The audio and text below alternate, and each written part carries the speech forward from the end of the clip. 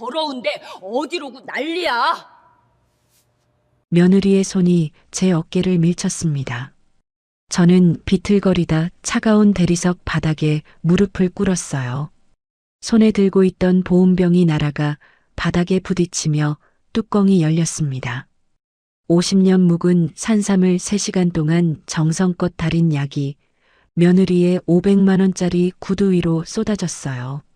세균 옮으니까 락스로 법법 문질러. 저는 바닥에 엎드려 흘러내리는 산삼액을 멍하니 바라봤습니다. 저들은 아직 모릅니다.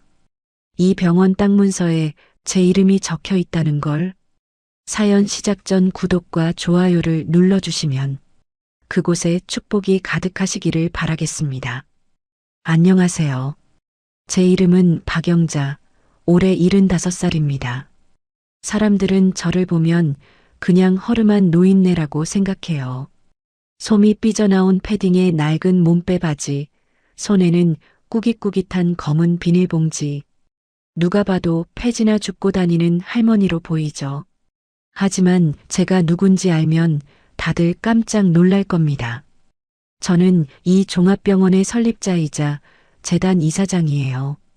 병원 땅, 건물, 첨단 의료 장비 하나까지 전부 제 이름으로 된 재산입니다. 다만 세상에 알려진 건 아니에요. 저는 지금 숨어 살고 있거든요. 왜 이렇게 됐는지 천천히 말씀드릴게요. 새벽 4시 반, 저는 최고급 안마의자에서 눈을 떴습니다. 300만 원짜리 이 의자가 등받이를 지압 모드로 바꾸며 척추를 훑어내리는 진동에 잠이 깬 거였어요. 천장에 달린 샹들리에를 멍하니 올려다봤습니다. 크리스털 조각들이 새벽빛에 반짝이는 게 꼭 별이 쏟아지는 것 같았어요. 창밖으로는 한강이 내려다 보였습니다. 이 아파트도 제 거예요. 80평짜리 펜트하우스, 시세로 치면 20억은 넘죠. 하지만 이 호사스러운 침실에서 보내는 시간은 딱 여기까지입니다. 저는 안마의자에서 일어나 옷장 한켠으로 갔습니다. 명품 코트들 사이에 숨겨둔 낡은 몸빼 바지를 꺼냈어요. 허리 고무줄이 늘어난 회색 바지에 주머니가 해진 검정 패딩을 걸쳤습니다. 운동화도 뒤축이 닳아 찌그러진 걸로 바꿔 신었어요. 거울 앞에 서서 제 얼굴을 찬찬히 들여다봤습니다. 주름은 많지만 눈매는 아직 또렷하고 피부도 나이에 비하면 탱탱한 편이었어요. 이대로는 안 되죠. 저는 화장대 서랍에서 갈색 아이브로 펜슬을 꺼냈습니다. 관자놀이에 검버섯을 그리기 시작했어요. 톡톡톡 3개쯤 찍고 나니 한결 늙어 보였습니다. 입술 옆에도 주름을 한 줄 더 그려넣고 파운데이션으로 얼굴 전체를 누리끼리하게 만들었어요. 마지막으로 허리를 살짝 구부정하게 굽히는 연습을 했습니다. 거울 속에 제가 비로소 만족스러워졌어요. 박 회장, 오늘도 숨바꼭질 시작해볼까? 저는 속으로 제 자신에게 인사를 건넸습니다. 이게 제 아침 루틴이에요. 매일 새벽마다 부자에서 거지로 변신하는 거죠. 제가 이렇게 신분을 숨기게 된 데는 이유가 있습니다. 15년 전 남편이 세상을 떠나고 저 혼자 병원을 경영하게 됐을 때 일이었어요. 상속세 폭탄이 터졌고 경영권을 노리는 세력들이 꿈틀거렸습니다. 친척이란 친척은 다 달려들어 지분을 내놓으라고 협박했죠. 남편의 사촌 동생은 아예 소송을 걸어왔어요. 저는 밤잠을 설치며 고민했습니다. 이 병원을 지키려면 어떻게 해야 할까? 결국 제가 키운 신복 최 원장을 바지사장으로 내세우고 제 이름은 서류에서 모두 지웠습니다. 그렇게 박영자라는 이름은 세상에서 사라졌고 대신 병원 구석구석을 떠도는 이름 없는 노인이 태어난 거였어요. 처음엔 불편했습니다. 내 병원인데 내 행세를 못하다니. 직원들이 저를 밀치고 지나가도 무시해도 꼭 참아야 했어요. 한 번은 젊은 간호사가 제 발을 밟고도 사과 한마디 없이 가버린 적도 있었습니다. 그때는 정말 소리 지르고 싶었어요. 하지만 시간이 지나자 오히려 자유로워졌습니다. 아무도 저를 이사장님이라 부르지 않으니 병원의 진짜 민낯을 볼 수 있게 된 거예요. 환자들에게 퉁명스럽게 구는 간호사, 수술실에서 농담이나 하는 의사, 급식 재료를 빼돌리는 영양사까지. 제가 이사장 명함을 들고 다녔다면 절대 보지 못했을 것들이었습니다. 저는 그렇게 이 병원의 암행어사가 됐어요. 저는 오늘도 어김없이 병원 후문으로 향했습니다. 경비 초소에 들어서자 김 반장이 반갑게 맞아줬어요. 60을 넘긴 그는 저보다 10살이나 어리지만 저를 늘 어르신으로 대접했습니다. 초소 안에는 작은 전기포트와 믹스커피 봉지가 놓여 있었어요. 할머니, 오늘도 일찍 나오셨네요. 댁이 병원보다 가깝소? 저는 믹스커피를 받아들며 능청스럽게 대답했습니다. 잠이 없어서 그래. 나이 먹으면 다 이렇게 돼. 김 반장은 고개를 끄덕이며 병원 소식을 늘어놓기 시작했어요. 흉부외과의 새로운 레지던트가 성질이 괴팍하다느니, 원무과 직원이 환자 보호자한테 뺨을 맞았다느니, 지난주에 응급실에서 큰 소동이 있었다느니 하는 이야기들이었죠. 저는 커피를 홀짝이며 그 이야기들을 머릿속에 차곡차곡 정리했습니다. 이게 바로 제 정보망이에요. 이사장실에 앉아서는 절대 들을 수 없는 현장의 목소리들. 로비 자판기 옆 벤치가 제 지정석입니다. 여기 앉으면 정문으로 출근하는 직원들을 한눈에 볼 수 있거든요. 저는 눈을 반쯤 감은 척하면서 그들을 살폈어요. 가운 단추를 잠그지 않은 인턴, 슬리퍼를 질질 끌고 다니는 간호사, 껌을 씹으며 걸어오는 원무과 직원. 저는 앞치마 주머니에서 작은 수첩을 꺼내 조용히 적어 내려갔습니다. 그때 한 장면이 제 눈에 들어왔어요. 새로 온 듯한 젊은 인턴이 환자 보호자에게 짜증을 내고 있었습니다. 보호자는 60대쯤 돼 보이는 여자였는데 두 손을 모으고 뭔가를 애원하고 있었어요. 허리를 굽신거리는 모습이 안쓰러웠습니다. 제가 들으니까 그게 아니라 선생님, 우리 영감이 어젯밤부터 계속 아프다고 하는데요. 인턴이 한숨을 푹 쉬며 대꾸했습니다. 보호자분, 회진 시간에 오세요. 지금 제가 얼마나 바쁜지 아세요? 매일 이렇게 붙잡으시면 곤란합니다. 인턴의 목소리에는 짜증이 잔뜩 묻어 있었습니다. 보호자는 고개를 숙이고 물러났고 인턴은 혀를 차며 사라졌어요. 저는 수첩에 적었습니다. 흉부외과 인턴 김아무개, 인성 교육 필요. 내 병원에서 환자가 저런 대접을 받다니 가슴이 답답했습니다. 하지만 당장 뛰어가서 소리칠 수는 없었어요.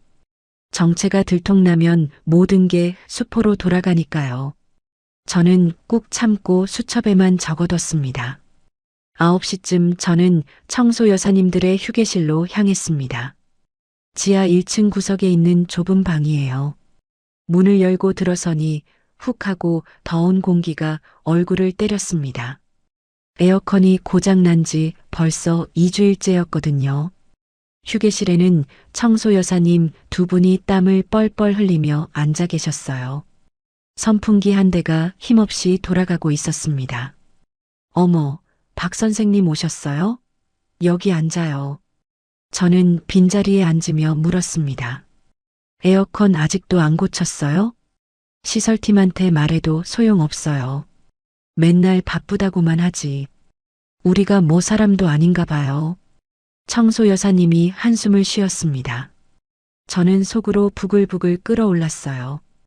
바쁘다고? 이 더위에 사람이 쓰러지면 어쩌려고? 저는 화장실에 간다는 핑계로 자리를 피해 최 원장에게 문자를 보냈습니다. 시설팀장 조인트값?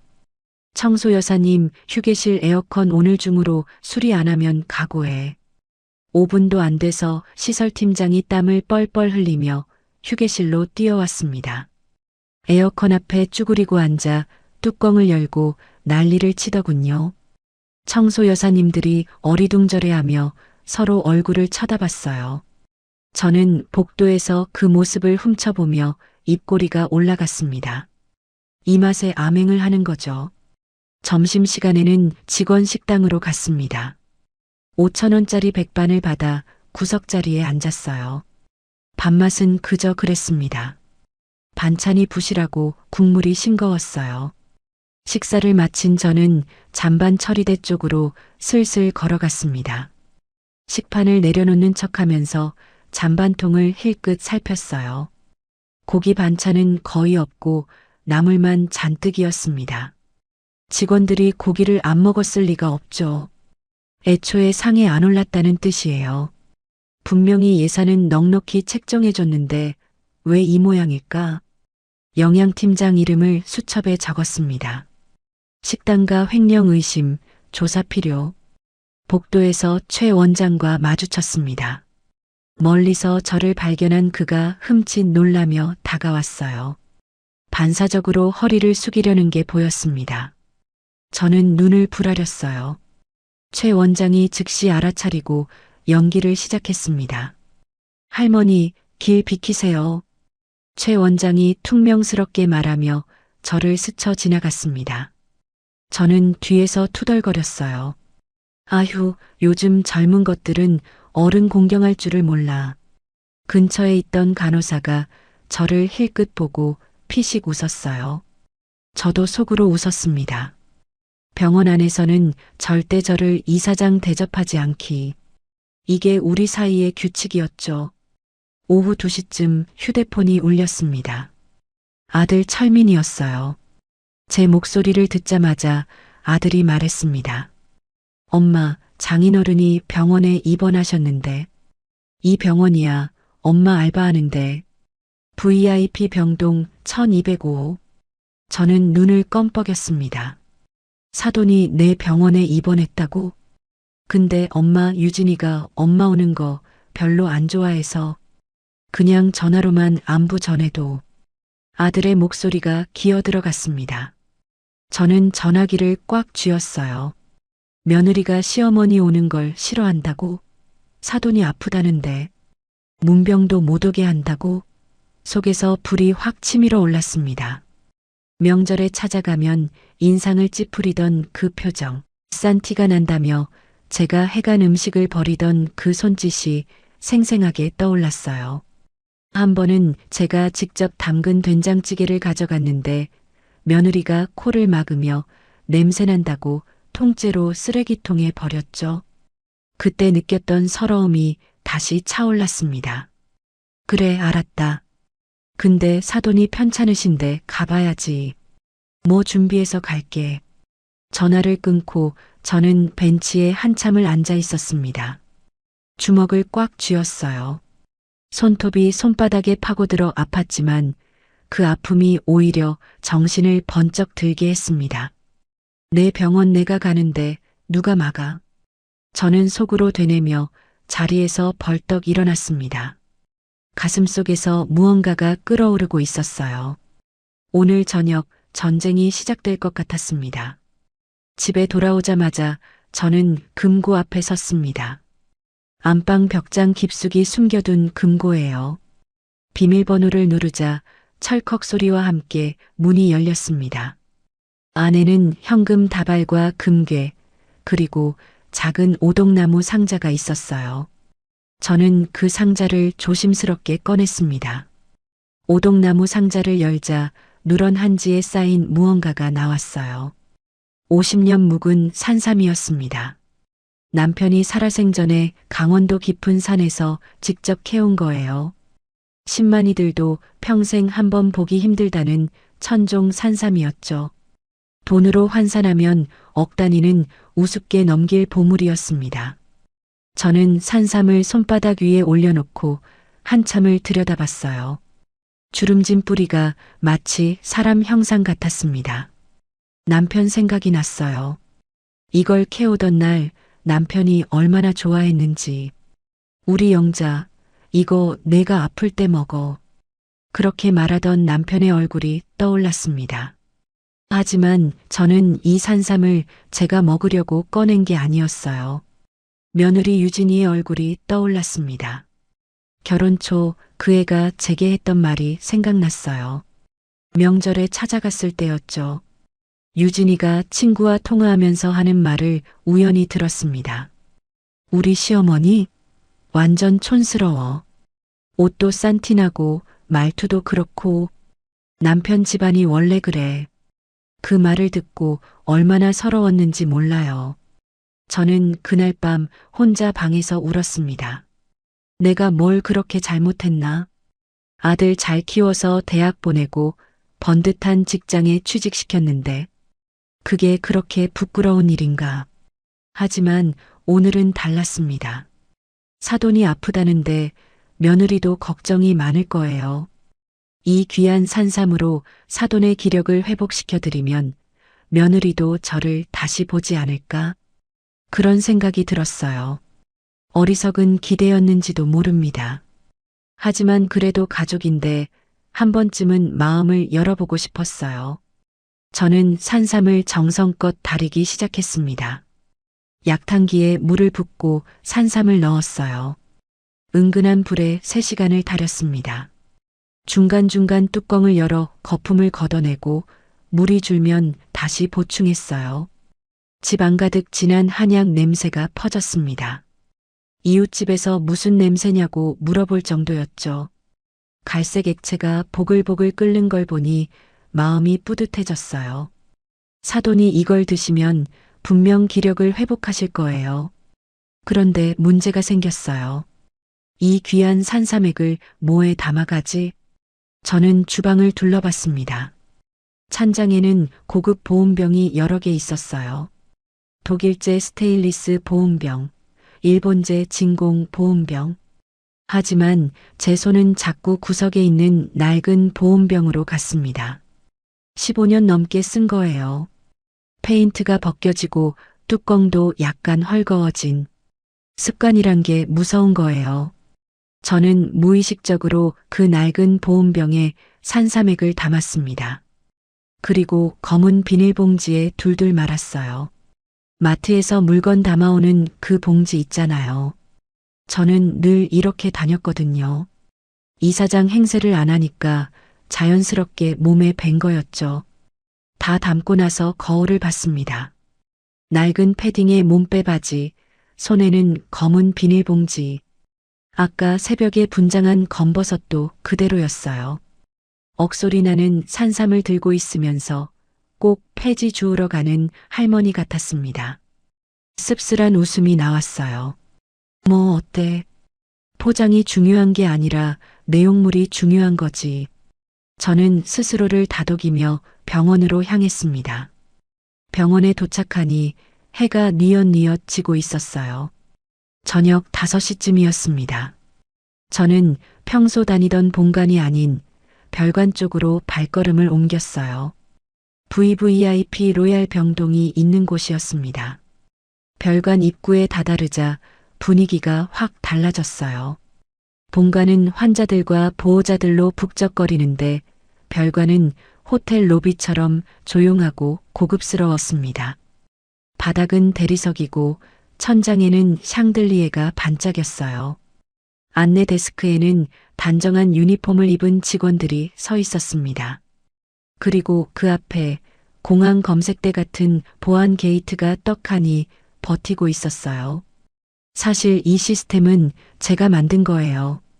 5년 전 VVIP 병동을 신설할 때 제가 직접 기획했습니다. 재벌 총수나 정치인, 연예인 같은 고위층 환자들의 프라이버시를 보호하려고요. 금속 탐지기도 설치하고 보안 요원도 24시간 배치하고 방문객 신원 조회까지 하도록 만들었죠.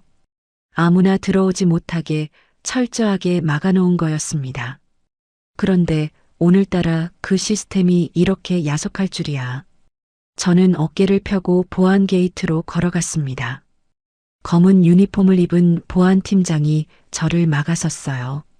30대 중반쯤 돼 보이는 남자였습니다. 아마 최근에 새로 뽑힌 사람인 것 같았어요.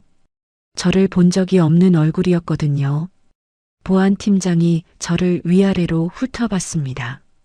그의 눈빛에서 경멸이 느껴졌어요. 할머니, 여기 아니에요. 폐지 수거는 뒷문으로 가세요. 가슴이 뜨끔했습니다. 하지만 저는 참았어요. 아니, 나 1205 오사장 사돈이야. 병문 안 왔어. 보안 팀장의 눈썹이 꿈틀거렸습니다. 그는 코웃음을 쳤어요. 오 사장님 사돈이요? 할머니, 여기가 어딘 줄 아세요? VVIP 병동이에요. 아무나 못 들어가요. 아무나가 아니라 사돈이라니까. 제가 목소리를 높이자 보안 팀장이 무전기를 들었습니다. 여기 별관 입구, 잡상인 발생. 지원 바람. 잡상인이라니. 저는 귀를 의심했어요. 내가 세운 병원에서 내가 만든 보안 시스템에 내가 잡상인 취급을 당하다니. 속에서 불이 확 올라왔습니다. 야, 이 사람아. 내가 잡상인이야? 할머니, 소란 피우지 마시고 나가세요. 경비 부를까요? 로비에 있던 다른 보호자들이 슬금슬금 모여들었어요. 명품 옷을 차려입은 사람들이었습니다. 그들은 저를 구경거리처럼 쳐다보며 수군거렸어요. 어머, 저 할머니 뭐야? 폐지 할머니가 왜 여기까지 왔대? 보안이 허술하네. 저런 사람이 들어오다니. 얼굴이 화끈거렸습니다. 창피하고 분했어요. 주머니 속에서 폴더폰이 만져졌습니다. 최 원장에게 전화 한 통만 하면 이 상황은 끝나요. 하지만 그러면 제 정체가 들통나죠. 저는 이를 악물었습니다. 결국 저는 아들 철민에게 전화를 걸었어요. 철민아, 엄마야. 병원 별관 입구인데 보안한테 막혀서 못 들어가. 좀 내려와 줄 수 있어? 5분쯤 지나서 철민이가 허겁지겁 뛰어왔습니다. 아들의 얼굴은 사색이 되어 있었어요. 어머니, 왜 여기서 이러고 계세요? 철민이가 보안 팀장에게 허리를 굽혔습니다. 저기, 팀장님. 이분 제 어머니예요. 들여보내주시면 안 될까요? 보안 팀장이 철민이를 아래 위로 훑어봤어요. 그리고 한숨을 쉬며 말했습니다. 보호자분, 이런 분 모시고 오시면 곤란합니다. 다른 환자분들한테 민원 들어와요. 복장이라도 좀 갖춰 입고 오시지. 아들이 연신 고개를 숙였습니다. 죄송합니다. 다음부터 주의하겠습니다. 저는 그 모습을 보며 가슴이 찢어지는 것 같았어요. 내 아들이 저런 취급을 받다니. 마흔 가까운 장성한 아들이 어머니 때문에 고개를 조아리다니. 속에서 천불이 났습니다. 하지만 참았어요. 여기서 화를 내면 아들만 더 곤란해지니까요. 저는 수첩을 꺼내 보안 팀장의 이름표를 확인했어요. 김태호. 원칙은 좋으나 융통성 제로. 나중에 꼭 기억해 두자. 간신히 엘리베이터에 올랐습니다. 엘리베이터 안은 거울로 둘러싸여 있었어요. 천장에서는 은은한 클래식 음악이 흘러나왔습니다. 바닥에는 푹신한 카펫이 깔려 있었고 버튼도 금색으로 반짝였어요. 일반 병동 엘리베이터와는 차원이 달랐습니다. 거울 속에 비친 제 모습이 눈에 들어왔어요. 화려한 샹들리의 조명 아래 낡은 패딩을 입고 검은 비닐봉지를 든 노인. 이 공간에 전혀 어울리지 않는 모습이었습니다. 마치 궁궐에 들어온 거지 같았어요. 철민이가 조심스럽게 말했어요. 엄마, 다음에 올 땐 옷 좀 갈아입고 와. 유진이가 신경 쓰거든. 저는 대답하지 않았습니다. 가슴이 답답했어요. 12층에 도착했습니다. 엘리베이터 문이 열리자 호텔 복도 같은 공간이 펼쳐졌어요. 두꺼운 카펫이 깔려 있고 벽에는 고급 그림이 걸려 있었습니다. 은은한 조명이 복도를 비추고 있었어요. 복도 끝에 1205호가 보였습니다. 그런데 병실에서 익숙한 목소리가 들려왔습니다. 며느리 유진이의 앙칼진 목소리였어요. 아빠, 그러니까 내가 그랬잖아. 저 사람들 믿으면 안 된다고. 아빠가 맨날 호구짓을 하니까 이 모양이지. 저는 걸음을 멈추고 귀를 기울였습니다. 유진아, 그래도 사돈이 온다니까 좀 예의를 갖춰라. 사돈의 쉰 목소리가 들렸어요. 예의요? 아빠, 걔네 집이 뭔데요? 시어머니가 폐지나 줍고 다니는 집인데. 창피해 죽겠어. 친구들한테 뭐라고 말해요, 나는. 심장이 쿵 내려앉았습니다. 저는 멍하니 서 있었어요. 손에 들린 검은 비닐봉지가 갑자기 천근만근 무겁게 느껴졌습니다. 이 안에 억소리 나는 산삼이 들었는데 저들 눈에는 그냥 쓰레기로 보이겠구나. 씁쓸함이 목구멍까지 차올랐어요. 철민이가 제 등을 살짝 밀었습니다. 엄마, 가자. 저는 심호흡을 했어요. 떨리는 손으로 문고리를 잡았습니다. 손바닥에 땀이 배어 나왔어요. 이 문을 열면 무슨 일이 벌어질까? 예감이 좋지 않았습니다. 복도에서 들린 며느리의 말이 자꾸 귓가에 맴돌았어요. 하지만 여기까지 왔는데 돌아갈 수는 없었습니다. 비닐봉지 안에 산삼액이 아직 따뜻했어요. 제 마음도 아직 식지 않았습니다.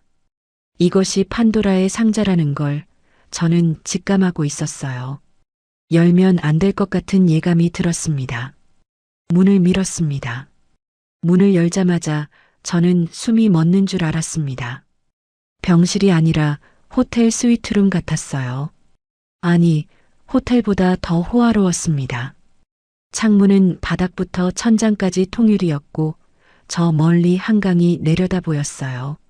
노을빛이 병실 안으로 쏟아져 들어오고 있었습니다. 침대는 킹사이즈의 하얀 이집트산 면으로 된 시트가 깔려 있었어요. 침대 옆에는 자동으로 각도가 조절되는 최신형 환자용 테이블이 놓여 있었습니다. 한쪽 벽에는 65인치 대형 텔레비전이 걸려 있었고 그 앞에는 고급 가죽 소파와 호두나무 원목 테이블이 놓여 있었어요. 테이블 위에는 과일 바구니와 고급 과자가 담긴 선물 세트가 놓여 있었습니다. 꽃병에는 싱싱한 생화가 꽂혀 있었고 은은한 아로마 향이 병실을 채우고 있었어요. 이 병실은 제가 직접 인테리어를 결제한 곳이었어요. 하룻밤에 200만 원짜리 특실. 제가 만든 공간인데 정작 저는 이 방에 전혀 어울리지 않는 꼴이었습니다. 며느리 유진이가 저를 발견했어요. 그 애는 소파에 앉아 스마트폰을 만지작거리고 있었습니다. 고개를 들어 저를 본 순간 그 애의 얼굴이 순식간에 일그러졌어요. 마치 벌레라도 본 것처럼 인상을 찌푸리더니 테이블 위에 있던 마스크를 집어들었어요. 한 장도 아니고 2장을 겹쳐서 썼습니다. 코와 입을 꽁꽁 가리고는 저를 노려봤어요. 그 눈빛에는 혐오가 가득했습니다. 침대에 누워있던 사돈 오 사장이 저를 봤습니다. 67살의 그는 얼굴이 많이 수척해져 있었어요. 하지만 눈빛만은 여전히 날카로웠습니다. 사돈이 코를 킁킁거리더니 혀를 찼어요. 거참 공기 탁해지게. 누가 문 열래? 저는 가슴이 철렁 내려앉았습니다. 하지만 내색하지 않았어요. 저는 손에 들고 있던 검은 비닐봉지를 앞으로 내밀었습니다. 사돈, 기력 회복하시라고 귀한 약 좀 다려왔습니다. 정성껏 고았으니 드셔보세요. 며느리가 눈을 치켜떴어요. 그 애는 엄지와 검지 2손가락으로 비닐봉지를 마치 더러운 것처럼 집어 올렸습니다. 봉지가 흔들리자 안에서 낡은 보온병이 달그락거렸어요. 이게 뭐예요? 재활용 쓰레기장에서 주워온 거 아니에요? 유진이의 목소리에는 경멸이 가득했습니다. 저는 얼굴이 화끈거렸어요. 하지만 꾹 참고 대답했습니다. 산삼 달인 거야. 50년 묵은 천종 산삼이야. 너희 아버지 드시면 기력이 회복되실 거야. 산삼이요? 유진이가 코웃음을 쳤어요. 어머님, 요즘 산삼이 얼마인지 아세요? 어머님이 폐지 주어서 살 수 있는 물건이 아니에요. 아들 철민이가 끼어들었습니다. 유진아, 그래도 엄마 정성인데. 좋게 받아. 유진이가 철민이를 쏘아봤어요. 그 눈빛 한 방에 아들은 입을 다물었습니다. 장성한 아들이 아내 눈치를 보며 움츠러드는 모습이 안쓰러웠어요. 저는 비닐봉지에서 보온병을 꺼냈습니다. 뚜껑을 열자 진한 한약 냄새가 확 퍼졌어요. 3시간을 정성껏 달인 산삼액이었습니다. 저는 그 향이 좋았어요. 귀한 약재의 향기니까요. 하지만 사돈의 반응은 달랐습니다. 오 사장이 코를 막고 헛구역질을 하기 시작했어요. 이게 무슨 냄새야? 병원에서 이런 냄새가 나면 어떡해? 유진이가 벌떡 일어났습니다. 아우 냄새. 당장 치워요. 우리 아빠 비위 약하다고요. 그 애가 제 팔을 확 쳤어요.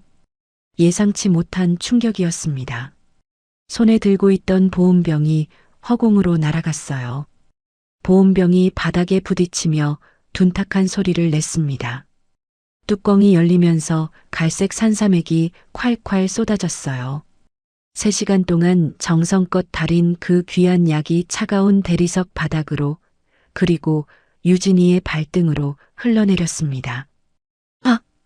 유진이가 비명을 질렀습니다. 그 애는 자기 발을 내려다보며 눈이 뒤집어졌어요. 내 구두가. 저는 그제야 유진이의 발을 봤습니다. 아이보리색 하이힐이었어요. 거기에 갈색 산삼액이 흥건하게 묻어 있었습니다. 이게 얼마짜리인 줄 알아요? 유진이가 제게 달려들었습니다. 얼굴이 새빨갛게 달아올라 있었어요. 이거 5천만 원짜리 한정판이에요. 어머님이 폐지 10년 주어도 못 갚아. 5천만 원이라는 말에 저는 귀를 의심했습니다. 구두 한 켤레가 5천만 원?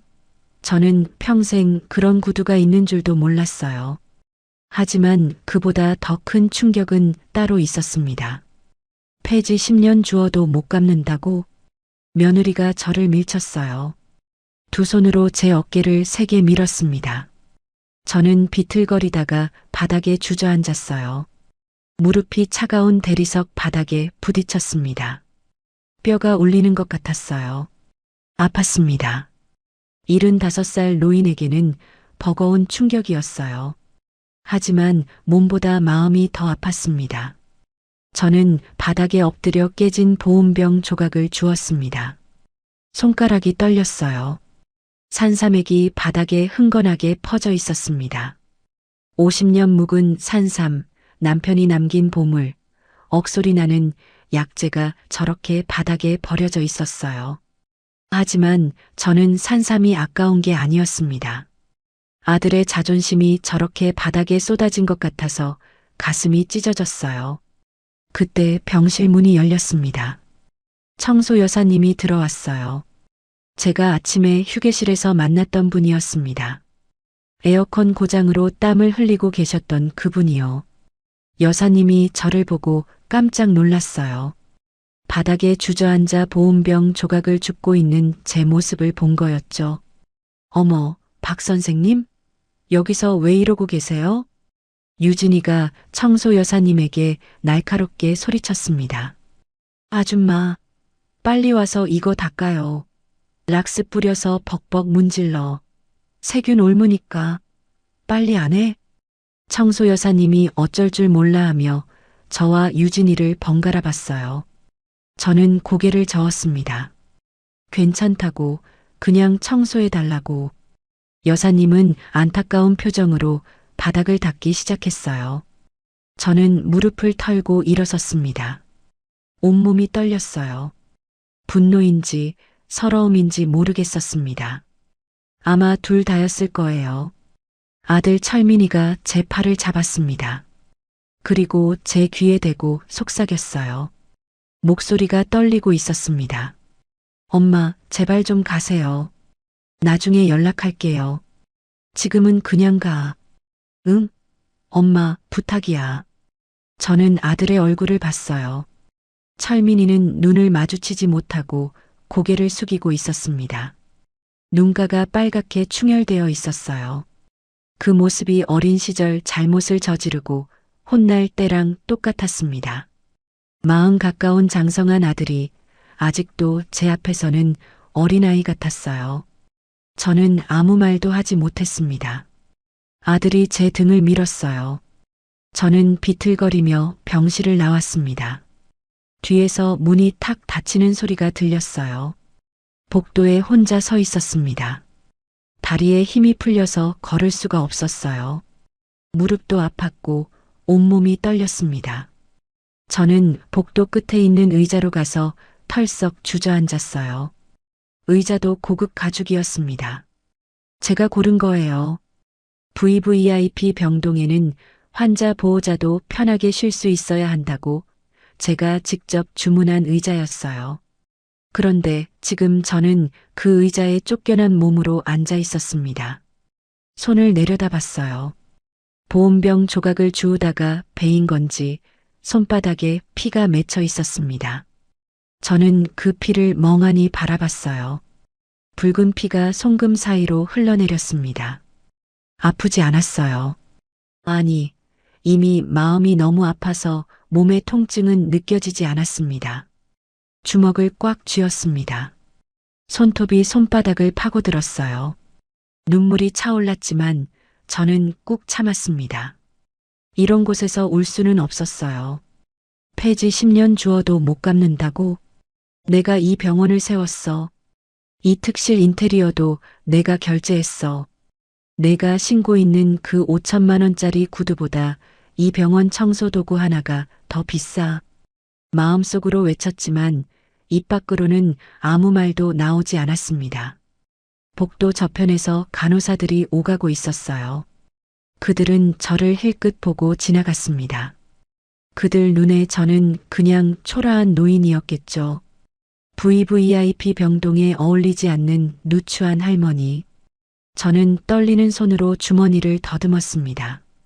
낡은 폴더폰이 손에 잡혔어요. 차가운 플라스틱 표면이 손끝에 닿았습니다. 이 전화 한 통이면 모든 게 끝납니다. 최 원장을 부르면 저들은 땅이 꺼지게 사과할 거예요. 아니, 사과하는 정도가 아니라 무릎을 꿇고 빌겠죠. 하지만 저는 폴더폰을 다시 주머니에 넣었습니다. 아직은 아니야. 아직은. 그래도 저는 며느리의 어머니, 사돈의 사돈이었으니까요. 가족이라고 믿고 싶었어요. 피 한 방울 섞이지 않았지만 그래도 한 가족이라고. 한 번만 더 기회를 주고 싶었습니다. 마지막으로 한 번만 더. 저는 의자에서 일어났습니다. 다리가 후들거렸지만 억지로 걸었어요. 엘리베이터를 타고 로비로 내려왔습니다. 밖으로 나오니 해가 완전히 져 있었어요. 어두운 하늘 아래 저는 텅 빈 손으로 서 있었습니다. 가져갔던 산삼은 바닥에 버려졌고 보온병은 깨졌고 마음은 갈기갈기 찢어졌어요. 손바닥의 상처에서 아직도 피가 배어 나왔습니다. 병원 정문 앞에 택시들이 줄지어 서 있었어요. 저는 택시를 잡지 않고 걸었습니다. 집까지 걸어가고 싶었어요. 차가운 밤 공기를 맞으며 생각을 정리하고 싶었습니다. 그래도 저는 돌아갈 수밖에 없었어요. 오늘은 여기까지였습니다. 하지만 마음 한구석에서 무언가 끓어오르고 있었습니다. 분노라기보다는 결심에 가까웠어요. 언젠가 반드시 이 수모의 대가를 치르게 할 거라고. 그때는 정체를 밝히고 제대로 심판할 거라고. 저는 주먹을 꽉 쥐었습니다. 손바닥에 상처가 욱신거렸지만 저는 개의치 않았어요. 집에 돌아온 저는 거실 소파에 털썩 주저앉았습니다. 불도 켜지 않았어요. 어둠 속에 혼자 앉아 있었습니다. 손바닥에 붙여놓은 반창고가 욱신거렸어요. 보온병 조각에 베인 상처였죠. 소독약을 바르고 반창고를 붙이면서도 눈물이 났었습니다. 창밖으로 도시의 야경이 반짝였습니다. 한강 불빛이 일렁이고 건너편 아파트들에서는 하나둘 불이 켜지고 있었어요. 저 불빛들 아래 수많은 사람들이 저마다의 삶을 살고 있겠죠. 가족과 저녁을 먹고 텔레비전을 보고 오순도순 이야기를 나누고 있겠죠. 저는 그 중에서 가장 외로운 사람 같았어요. 시계를 보니 밤 9시였습니다. 병원에서 나온 지 3시간이 흘렀어요. 그 사이 아들에게서는 아무 연락이 없었습니다. 나중에 연락한다더니 역시나 빈말이었어요. 저는 한숨을 쉬며 눈을 감았습니다. 오늘 있었던 일들이 영화처럼 스쳐 지나갔어요. 5천만 원짜리 구두, 쏟아진 산삼액, 바닥에 엎드린 제 모습, 세균 옵는다며 락스를 뿌리라던 며느리의 목소리. 생각할수록 치가 떨렸습니다. 그때 휴대폰이 울렸어요. 아들 철민이었습니다. 저는 잠시 망설이다가 전화를 받았어요. 엄마.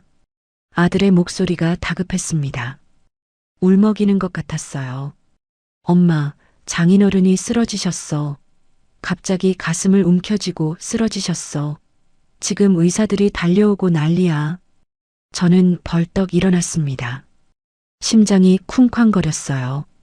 뭐라고? 언제? 방금이야. 엄마, 나 무서워. 어떡해.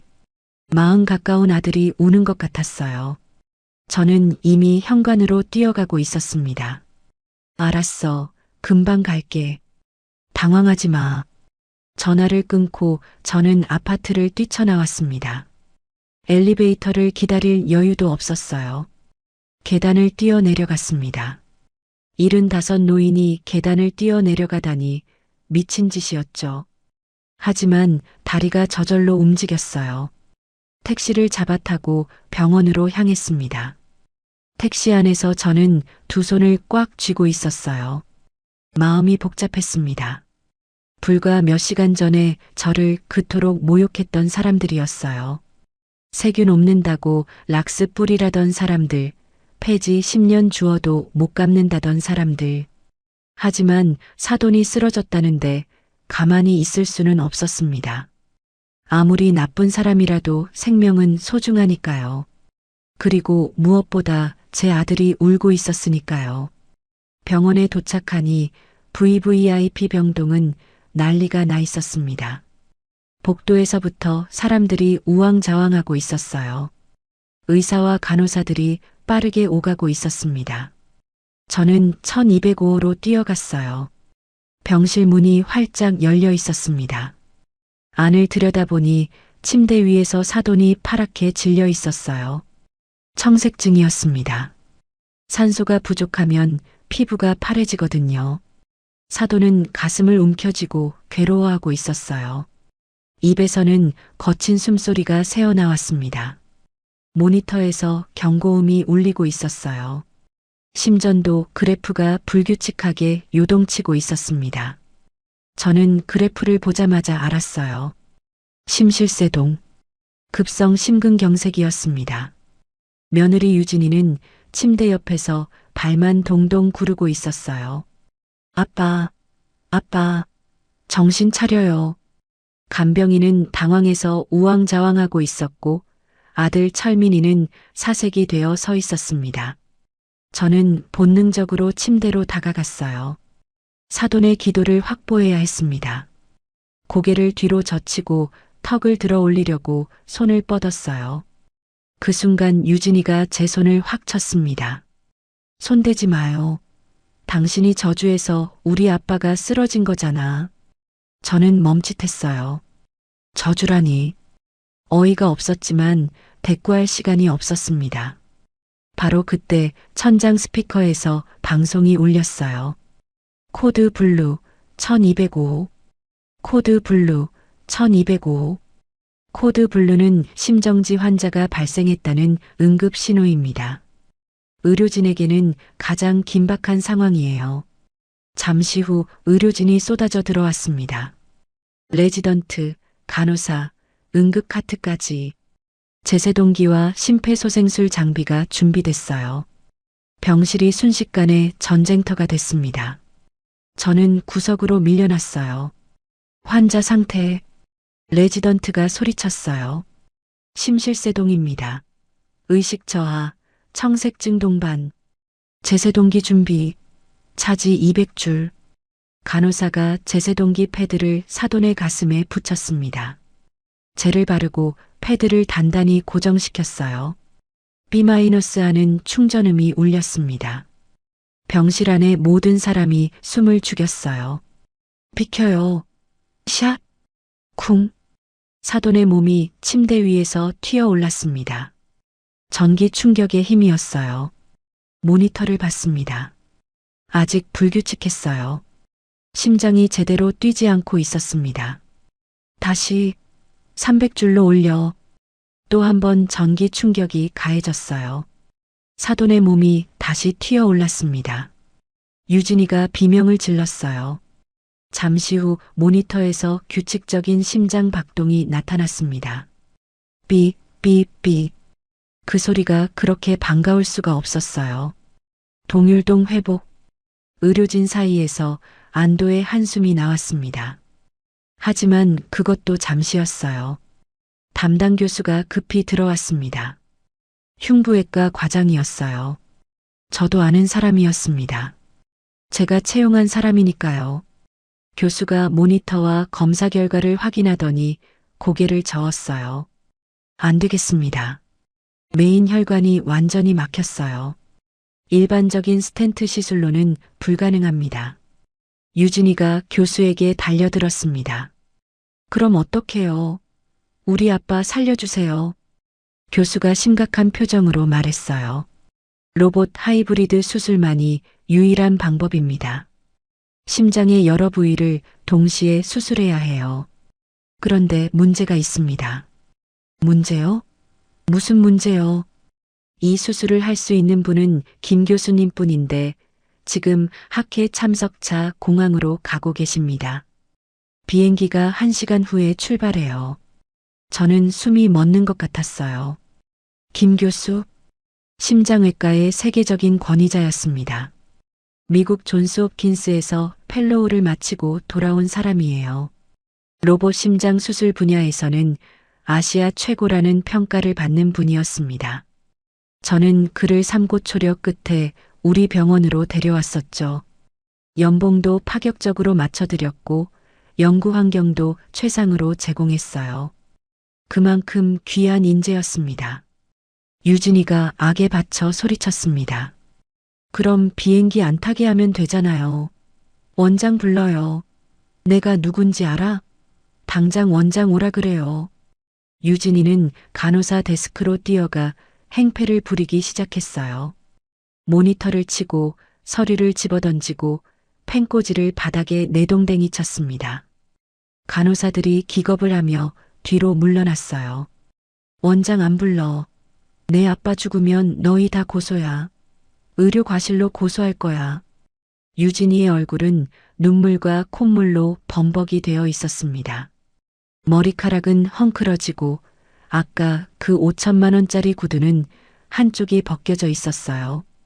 몇 시간 전 저를 그토록 무시하던 여자가 지금은 완전히 다른 사람 같았습니다. 저는 병실 구석에서 이 모든 상황을 지켜보고 있었어요. 마음이 복잡했습니다. 김 교수를 부를 수 있는 사람은 이 병원에 단 한 명뿐이에요. 바로 저였습니다. 최 원장도 김 교수에게 명령할 권한이 없어요. 김 교수의 계약서에는 이사장 직속으로 명시되어 있거든요. 제가 전화 한 통만 하면 김 교수는 당장 비행기에서 내릴 겁니다. 하지만 저는 며느리를 바라봤어요. 불과 몇 시간 전 저를 밀치고 모욕하고 쫓아냈던 사람. 세균 없는다며 락스를 뿌리라고 했던 사람. 폐지 10년 주어도 못 갚는다고 했던 사람. 내가 왜 저 사람을 도와야 하지? 그런 생각이 스쳐 지나갔습니다. 인간적으로 당연한 감정이었어요. 저도 피가 흐르는 사람인데 그렇게까지 모욕당하고도 아무렇지 않을 수는 없잖아요. 그때 아들 철민이가 보였습니다. 아들은 담당 교수의 바짓가랑이를 붙잡고 매달리고 있었어요. 무릎을 꿇고 있었습니다. 차가운 대리석 바닥에 무릎을 꿇고 교수에게 애원하고 있었어요. 교수님, 제발이요. 장인어른 살려주세요. 제가 뭐든지 할게요. 돈이 얼마가 들든 상관없어요. 제발이요. 눈물이 뚝뚝 떨어지고 있었습니다. 코에서는 콧물이 흘러내렸어요. 아들의 등이 작아 보였습니다. 저 아이가 언제 저렇게 컸을까? 어린 시절 제 손을 잡고 유치원에 가던 꼬마가, 넘어져서 울던 그 아이가 이제는 장인 살려달라고 무릎을 꿇고 있었습니다. 마흔 가까운 장성한 남자가 모든 자존심을 내려놓고 애원하는 모습, 가슴이 찢어지는 것 같았어요. 모니터에서 다시 경고음이 울렸어요. 사돈의 상태가 또 불안정해지고 있었습니다. 심박수가 떨어지고 있었어요. 혈압 떨어집니다. 80에 50, 2차 쇼크 올 수 있어요. 간호사가 다급하게 외쳤습니다. 시간이 없었어요. 골든타임이 지나가고 있었습니다. 저는 주머니 속 폴더폰을 만지작거렸습니다. 낡은 플라스틱 표면이 손끝에 닿았어요. 이 전화기 하나로 사람의 목숨을 살릴 수도, 그냥 지켜볼 수도 있었습니다. 단축번호 1번만 누르면 됐어요. 최 원장에게 전화해서 김 교수 불러오라고 하면 끝이었습니다. 하지만 그 순간 아까 유진이가 했던 말이 떠올랐어요. 당신이 저주해서 우리 아빠가 쓰러진 거잖아. 저주라니. 저는 그저 아픈 사돈에게 산삼이나 가져간 시어머니였을 뿐인데 선택은 제 몫이었습니다. 어떻게 해야 할까? 저는 눈을 감았습니다. 머릿속이 복잡했어요. 분노와 연민이 뒤섞여 있었습니다. 복수심과 모성애가 충돌하고 있었어요. 아들을 위해서라도 도와야 할까? 아니면 이대로 지켜보기만 할까? 결론이 나지 않았습니다. 제가 눈을 감고 고민하고 있을 때였습니다. 병실 문이 벌컥 열리더니 원무팀장이 급히 들어왔어요. 손에는 두툼한 서류 뭉치와 태블릿을 들고 있었습니다. 원무팀장은 40대 중반의 남자였어요. 제가 직접 면접을 본 사람이었지만 물론 그는 저를 몰랐습니다. 보호자분, 긴급수술 동의서 작성 전에 문제가 있습니다. 원무팀장의 목소리가 병실 안에 울렸어요. 유진이가 간호사 데스크에서 뛰어왔습니다. 문제요? 무슨 문제요? 빨리 수술해야 하잖아요. 원무팀장이 태블릿 화면을 보여주며 설명했어요. 로봇 하이브리드 수술은 특수 장비와 전문 의료진이 투입됩니다. 이건 건강보험 적용이 안 되는 비급여 항목이에요. 선납 보증금 5천만 원이 입금되어야 수술실 전산락이 풀립니다. 5천만 원. 그 금액을 듣자 유진이의 얼굴이 살짝 굳었어요. 하지만 이내 당당하게 말했습니다. 5천만 원이요? 그거 내면 되잖아요. 내가 낼게요. 유진이가 명품 가방에서 지갑을 꺼냈어요. 카드 여러 장이 꽂혀 있었습니다. 그중 검은색 카드를 뽑아 원무팀장에게 내밀었어요. 그 카드는 연회비만 수백만 원인 최상위 등급 카드였습니다. 원무팀장이 휴대용 단말기에 카드를 긁었어요. 잠시 후 단말기에서 음성이 나왔습니다. 도난 분실 및 거래 정지 카드입니다. 다른 결제 수단을 이용해 주세요. 기계적인 음성이 병실 안에 울렸어요. 순간 모든 게 멈춘 것 같았습니다. 유진이의 얼굴이 하얗게 질렸어요. 당황한 기색이 역력했습니다. 뭐야, 이거 왜 이래? 잠깐만요. 다른 카드로 할게요. 유진이가 다른 카드를 꺼냈어요. 금색 카드였습니다. 단말기에 긁었지만 결과는 같았어요. 한도 초과입니다. 또 다른 카드를 꺼냈습니다.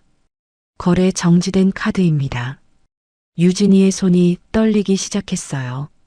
지갑에 있는 카드를 하나씩 전부 꺼내 긁어봤지만 단 한 장도 결제가 되지 않았습니다. 6장의 카드가 모두 거래 정지 상태였어요. 저는 이상한 느낌이 들었습니다. 아무리 그래도 카드가 전부 정지될 리가 없잖아요. 뭔가 큰 문제가 있는 거였어요. 아들 철민이가 다가왔습니다. 유진아, 무슨 일이야? 왜 카드가 안 돼? 유진이가 입술을 깨물었어요. 대답하지 않았습니다. 그때 침대에 누워있던 사돈 오 사장이 힘겹게 입을 열었어요. 산소 마스크 안에서 쉰 목소리가 흘러나왔습니다. 유진아, 그만해라. 다 소용없어. 유진이가 아버지를 돌아봤어요. 아빠, 무슨 소리야? 오 사장이 눈을 감았습니다. 힘겹게 말을 이었어요. 회사가 넘어갔다. 지난달에 어음부도가 났어. 지금 법정관리 들어갔어. 병실 안이 얼어붙었습니다. 시간이 멈춘 것 같았어요. 저는 귀를 의심했습니다. 어음부도, 법정관리, 사돈 오 사장은 중견 건설회사 사장이었어요. 직원만 200명이 넘는다고 자랑하던 회사였습니다. 며느리가 항상 친정 자랑을 하던 그 회사가 부도가 났다고요? 아들 철민이가 충격을 받은 표정으로 물었습니다. 얼굴이 사색이 되어 있었어요. 장인어른, 그게 무슨 말씀이세요? 회사 잘 된다고 하셨잖아요. 지난달에도 신규 사업 시작한다고 하셨잖아요. 투자 유치 성공했다고 하셨잖아요. 오 사장이 고개를 돌렸어요. 아들의 눈을 피했습니다. 창밖을 바라보며 힘겹게 말했어요. 다 거짓말이야. 3년 전부터 회사가 기울기 시작했어. 그걸 숨기려고 빚으로 버텼는데 결국 터진 거야. 미안하다. 저는 그제야 모든 것이 이해가 됐습니다. 이 호화로운 VVIP 병실, 5천만 원짜리 구두, 명품 가방들, 최고급 화장품들. 그게 다 빚으로 쌓은 모래성이었던 거예요. 허세로 가득 찬 신기루였습니다. 저를 그토록 무시하고 깔봤던 사람들이 실은 저보다 훨씬 가난했던 거예요. 아니, 가난한 정도가 아니라 빚더미에 앉아 있었던 겁니다. 유진이가 바닥에 주저앉았어요. 다리에 힘이 풀린 것 같았습니다. 얼굴이 사색이 되어 있었어요. 명품 옷을 입고 바닥에 주저앉은 모습이 초라해 보였습니다. 아빠, 그럼 우리 집은? 내 통장은? 엄마 보험은? 다 어떻게 된 거야? 유진이의 목소리가 떨렸어요. 지금까지 믿고 있던 세상이 무너지는 소리 같았습니다. 압류 들어갔어. 부동산도, 통장도, 보험도. 남은 건 아무것도 없어. 미안하다, 유진아. 오 사장의 눈에서 눈물이 흘러내렸어요. 산소 마스크 안으로 눈물이 떨어졌습니다. 유진이의 눈에서 눈물이 주르륵 흘러내렸습니다. 방금 전까지 그토록 당당하던 여자가 순식간에 무너져 내렸어요. 저는 복잡한 심정으로 그 모습을 지켜봤습니다. 원무팀장이 난처한 표정으로 말했어요. 목소리에는 안타까움과 원칙 사이에서 갈등하는 기색이 묻어 있었습니다. 보호자분, 그럼 수술 진행이 어렵습니다. 보증금 없이는 김 교수님 팀을 호출할 수가 없어요. 병원 규정상 어쩔 수가 없습니다. 일반 스텐트 시술로 진행해야 하는데 환자분 상태로는 성공 확률이 20%밖에 안 됩니다. 20%? 그 말은 80% 확률로 죽는다는 뜻이었어요. 제가 만든 규정이 지금 사람 목숨을 옥죄고 있었습니다. 유진이가 벌떡 일어났습니다. 그리고 갑자기 저를 가리켰어요. 손가락이 떨리고 있었습니다. 저 사람한테 받아요. 시어머니한테요. 저는 깜짝 놀랐습니다. 유진이가 저에게 다가왔어요. 눈이 충혈되어 있었고 머리카락은 헝클어져 있었습니다. 몇 시간 전 도도하게 저를 무시하던 모습은 온데간데 없었어요. 어머님, 돈 있잖아요. 숨겨둔 쌈짓돈 있잖아요. 그거 내놓아요. 아니, 제발 내놓아 주세요. 부탁이에요. 유진이의 태도가 확 바뀌어 있었어요. 몇 시간 전 저를 밀치고 세균 취급하던 사람이 지금은 제게 매달리고 있었습니다. 존댓말까지 쓰고 있었어요. 어머님이 평생 모은 돈 있을 거 아니에요. 제발이요. 당신 아들이 모시는 장인이에요. 우리 아빠 살려야죠. 원무팀장이 저를 훑어봤어요. 낡은 패딩, 몸빼 바지, 찌그러진 운동화. 위에서 아래로 천천히 훑어보더니 그의 눈에 경멸이 스쳤습니다. 노골적이었어요. 저기, 이분은 보호자 자격이 없으실 것 같은데요. 혹시 기초생활수급자 아니세요? 실례지만 소득 수준이 어떻게 되세요? 저는 가슴이 뜨끔했어요. 기초수급자라니. 이 병원 땅 문서에 제 이름이 적혀 있는데 이 병원 직원이 저를 기초수급자 취급하다니. 웃음이 나올 뻔했지만 저는 표정을 감췄습니다. 유진이가 제 멱살을 잡았습니다. 낡은 패딩깃이 유진이의 손에 움켜쥐어졌어요. 유진이의 손톱이 제 목을 긁었습니다. 아팠지만 저는 반항하지 않았어요. 숨겨둔 돈 있잖아. 장롱 속에, 은행에, 어딘가에 있잖아. 제발 내놓아.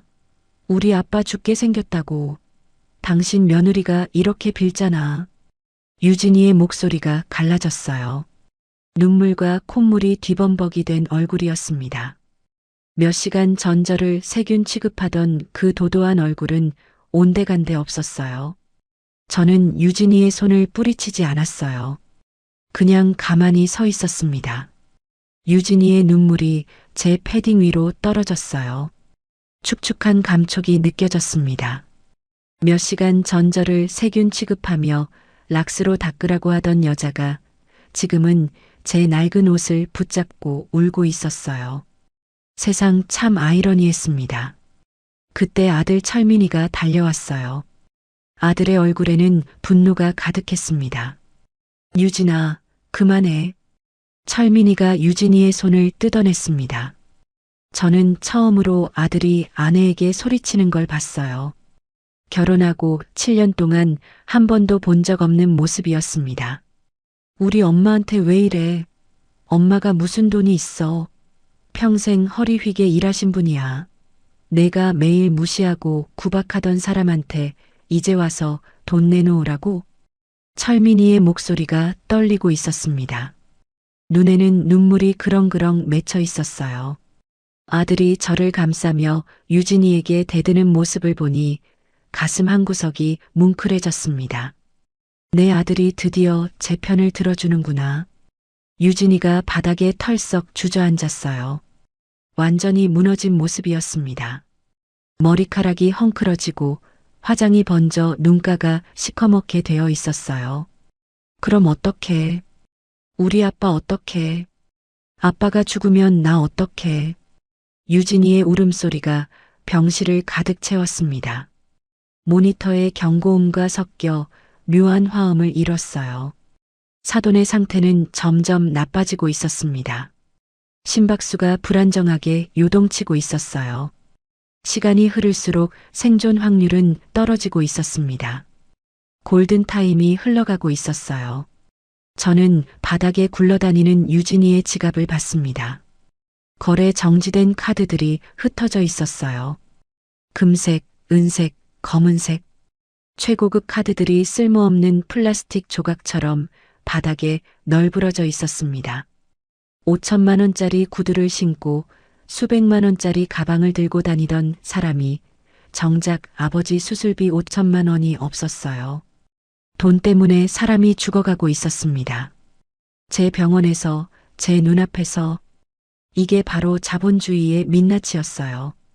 돈이 있으면 살고 없으면 죽는 세상. 저는 이 시스템을 만든 사람 중 하나였습니다. VVIP 병동을 만들고 비급여 수술을 도입하고 보증금 제도를 만든 게 저였으니까요. 그 시스템이 지금 제 눈앞에서 한 사람의 목숨을 조이고 있었어요. 씁쓸했습니다. 하지만 동시에 뭔가 결심이 섰어요. 이 상황을 지켜만 볼 수는 없었습니다.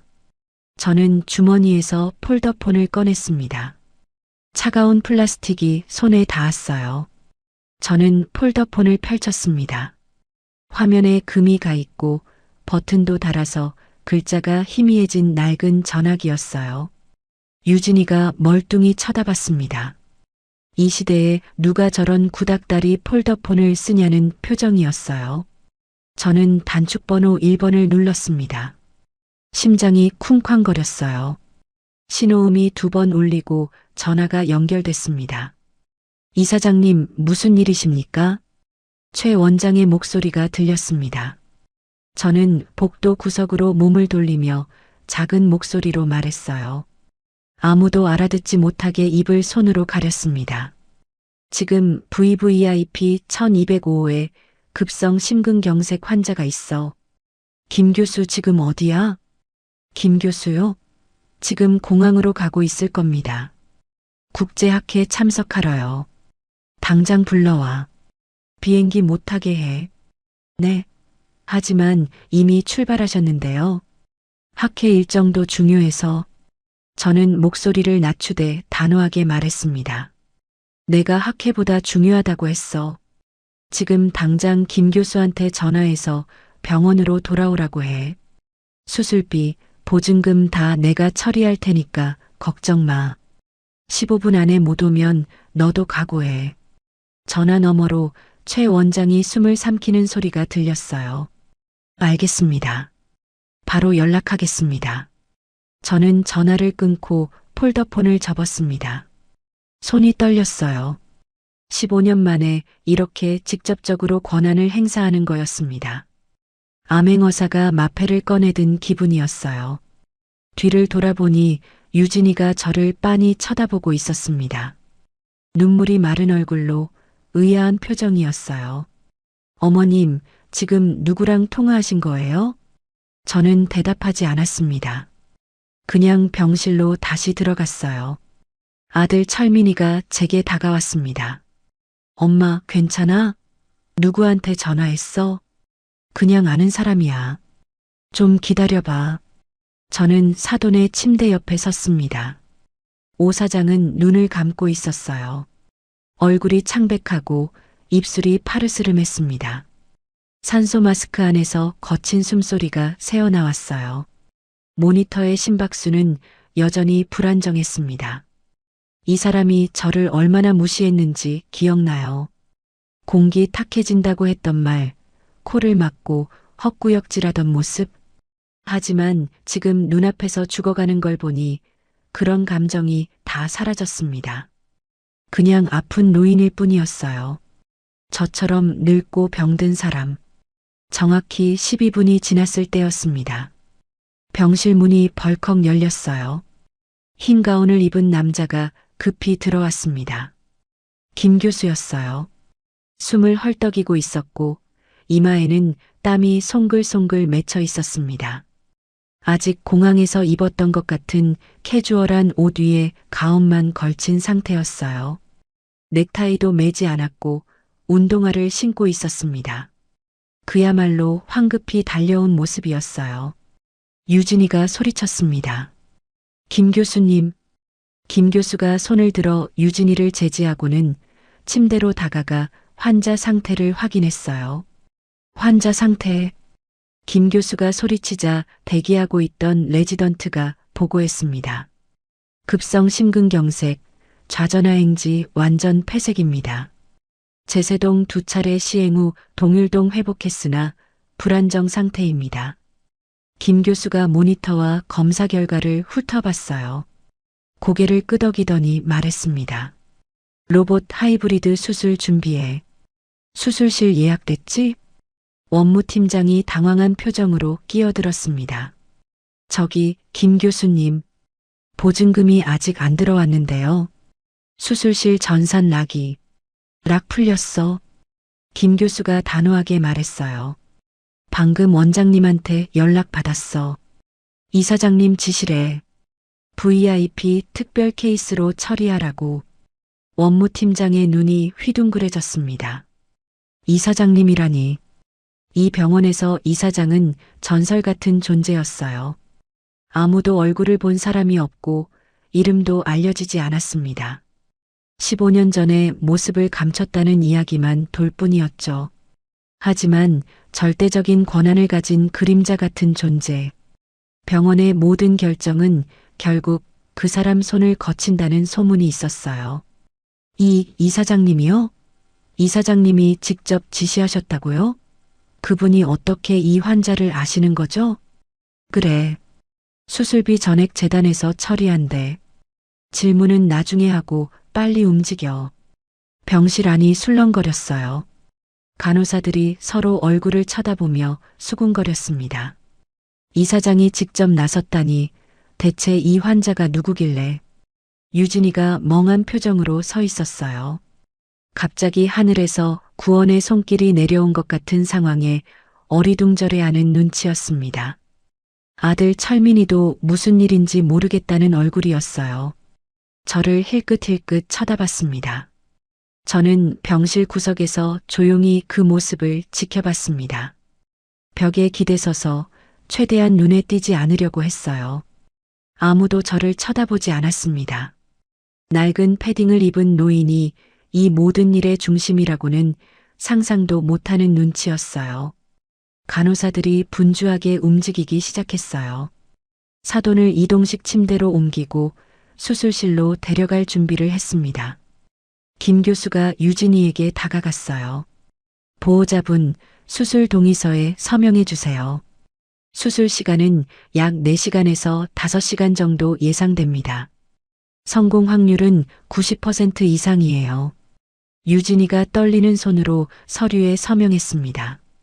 눈에서는 또 눈물이 흘러내렸어요. 하지만 이번에는 절망의 눈물이 아니라 안도의 눈물 같았습니다. 사돈이 수술실로 이송되기 전 눈을 떴어요. 흐릿한 눈으로 주위를 둘러보더니 저와 눈이 마주쳤습니다. 몇 초였을까요? 아니, 더 짧았을지도 모르겠어요. 하지만 그 짧은 순간 그 눈빛에서 뭔가를 읽었습니다. 의문 같은 것. 왜 저 사람이 여기 있지 하는. 그리고 어쩌면 고마움 같은 것도요. 저는 고개를 살짝 끄덕였습니다.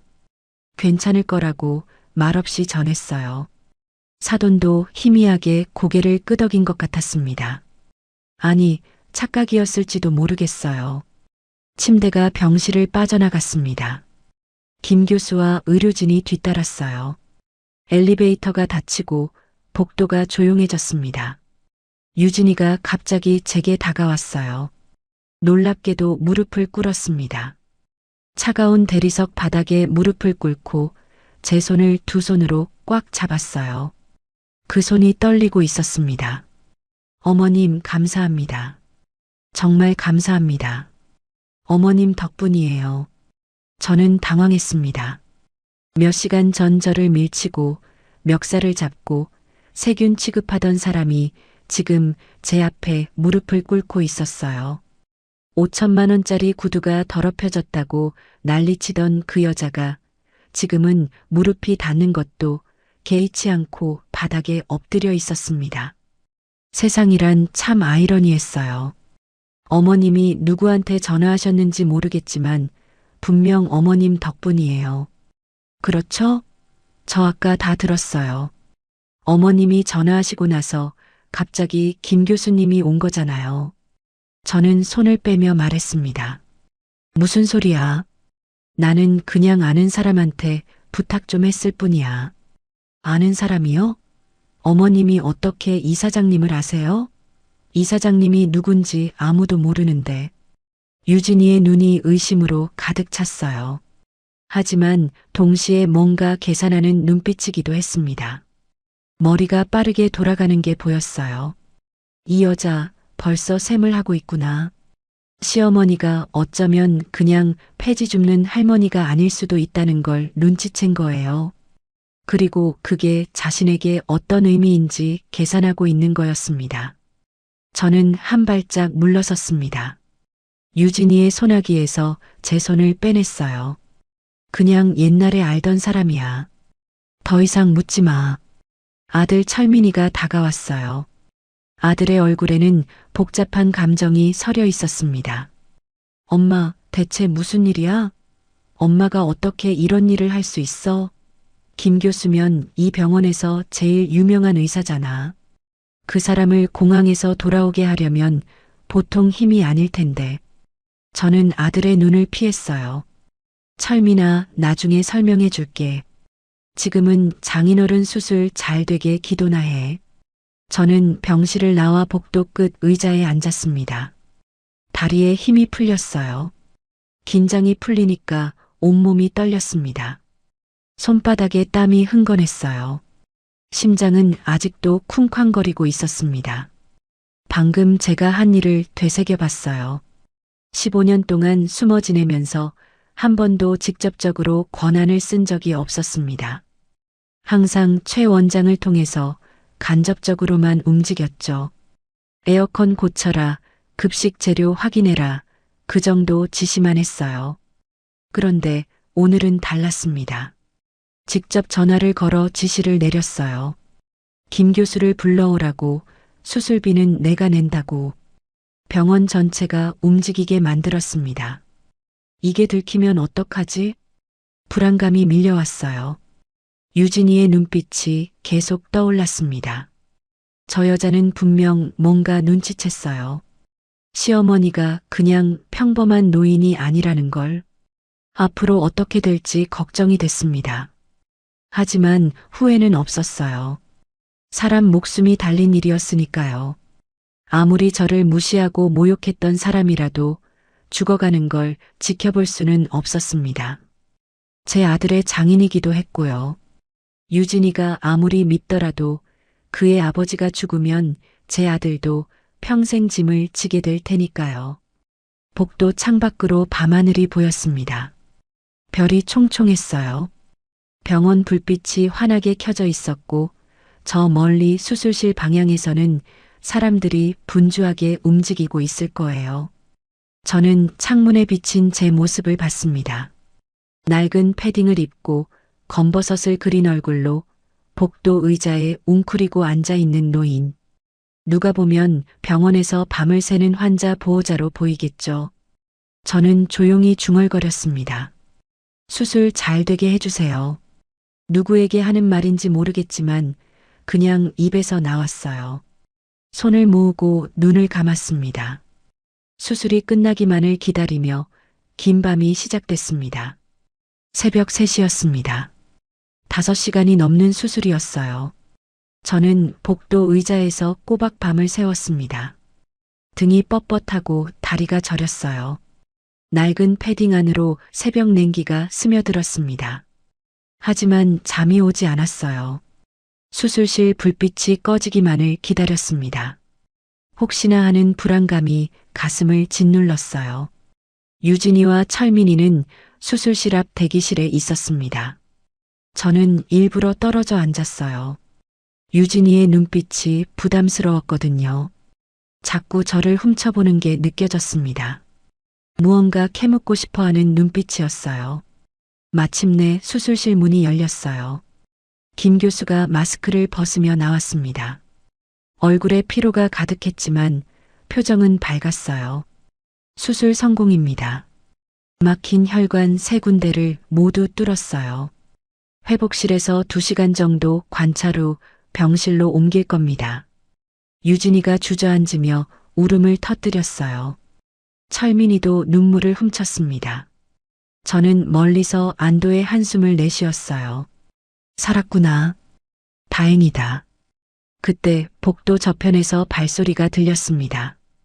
규칙적이고 빠른 구두 소리였어요.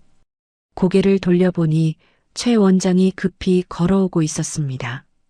새벽인데도 양복을 말끔하게 갖춰 입고 넥타이까지 매고 있었어요.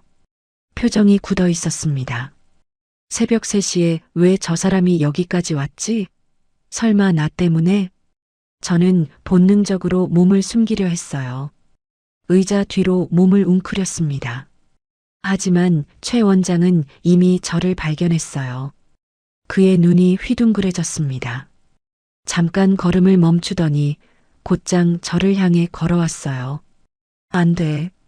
여기서 인사하면 안 돼. 저는 눈으로 신호를 보냈어요. 모른 척 지나가라고.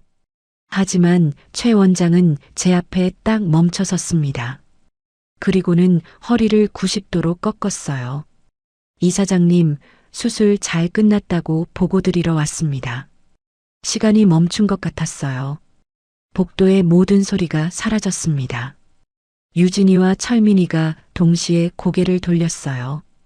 김 교수도 간호사들도 모두 이쪽을 쳐다봤습니다. 이사장님이라고요? 유진이의 입이 벌어졌어요. 눈이 휘둥그레졌습니다.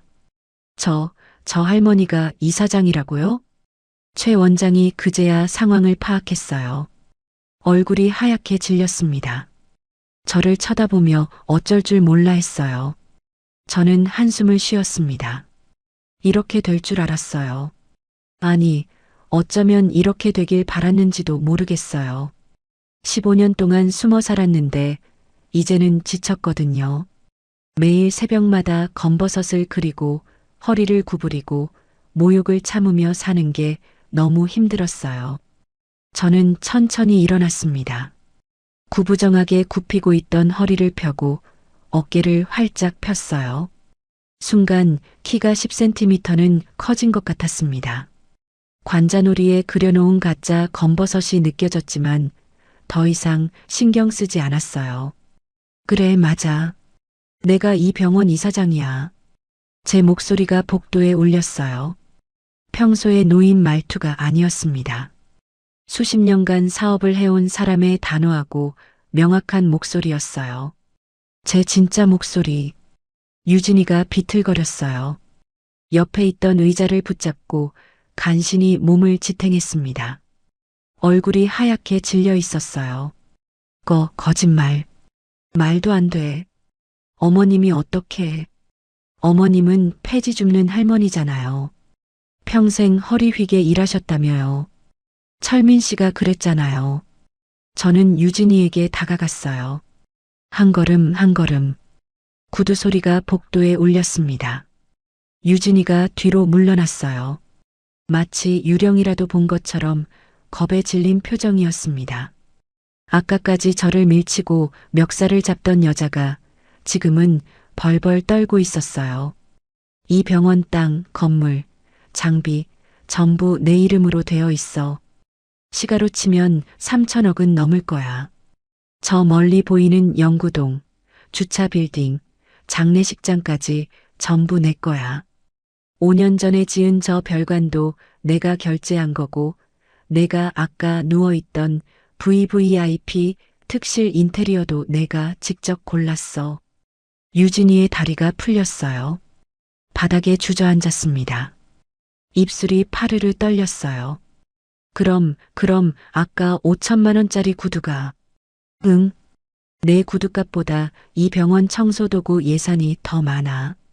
저는 담담하게 말했어요. 복수심 같은 건 없었습니다. 그냥 사실을 말하는 것 뿐이었어요. 아들 철민이가 멍한 표정으로 다가왔습니다. 눈에 눈물이 그렁그렁했어요. 엄마, 이게 다 사실이야? 엄마가 정말 이 병원 주인이야? 저는 아들의 눈을 바라봤어요. 마흔 가까운 아들이 아직도 어린아이처럼 보였습니다. 눈가에 주름이 생겼는데 어릴 때 울던 표정이 그대로였어요. 미안해, 철민아. 너한테 숨긴 거. 15년 전에 아버지 돌아가시고 상속 문제가 복잡해서 신분을 숨겨야 했어. 친척들이 달려들고 소송도 걸리고 경영권 뺏으려는 사람들이 득실거렸거든. 그래서 죽은 척하고 숨었어. 너한테도 말 못한 건 혹시 내가 실수로 누설할까봐 그랬어. 너 술 마시면 말이 많아지잖아. 쓴웃음을 지으며 말했지만 철민이는 웃지 않았어요. 그의 눈에서 눈물이 흘러내렸습니다. 엄마, 나 30년 넘게 엄마가 가난한 줄 알았어. 학교에서 친구들이 놀려도 참았어. 결혼하고 유진이한테 구박받을 때도 엄마가 돈이 없으니까 어쩔 수 없다고 생각했어. 근데 이게 다 연기였어? 가슴이 찢어지는 것 같았어요. 아들에게 미안했습니다.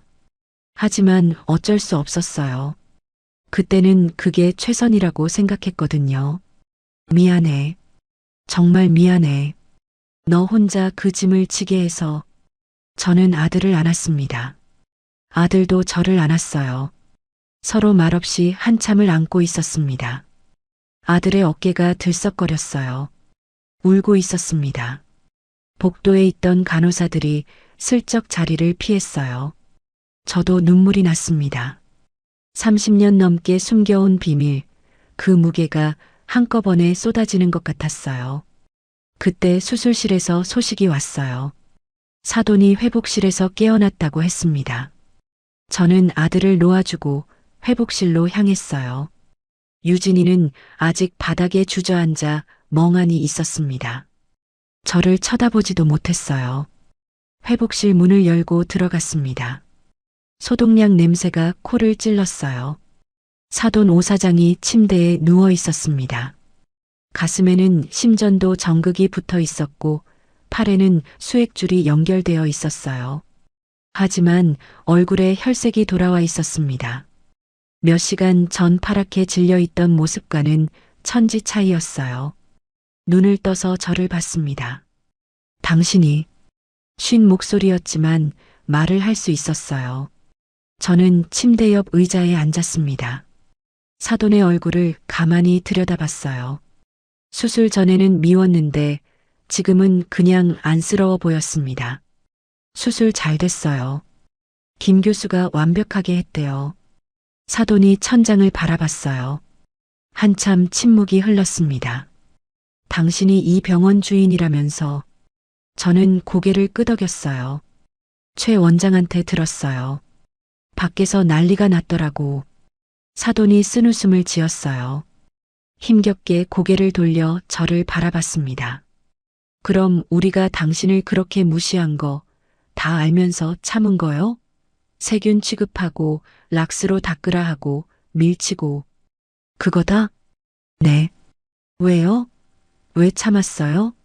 당장 신분 밝히고 우리 뺨이라도 때릴 수 있었을 텐데. 저는 창밖을 바라봤어요. 새벽 하늘이 조금씩 밝아오고 있었습니다. 처음엔 화가 났어요. 솔직히 복수하고 싶었어요. 하지만 막상 당신이 쓰러져 있는 걸 보니까 그런 마음이 다 사라지더라고요. 그냥 아픈 사람일 뿐이었어요. 나처럼 늙고 병든 사람. 사돈의 눈에서 눈물이 흘러내렸어요. 산소 마스크가 눈물로 뿌옇게 흐려졌습니다. 힘겹게 손을 들어 제 손을 잡았어요. 손에 힘이 없었지만 진심이 느껴졌습니다. 미안해요. 정말 미안해요. 우리가 너무 못되게 굴었어요. 저는 사돈의 손을 꽉 잡았어요. 됐어요. 이제 다 지난 일이에요. 앞으로 건강하게 사세요. 사돈이 눈을 감았어요. 눈물이 볼을 타고 흘러내렸습니다. 저도 눈물이 났어요. 왜 우는지 모르겠어요. 서러워서인지, 안도해서인지, 아니면 그냥 피곤해서인지. 회복실 문이 열렸어요. 유진이가 들어왔습니다.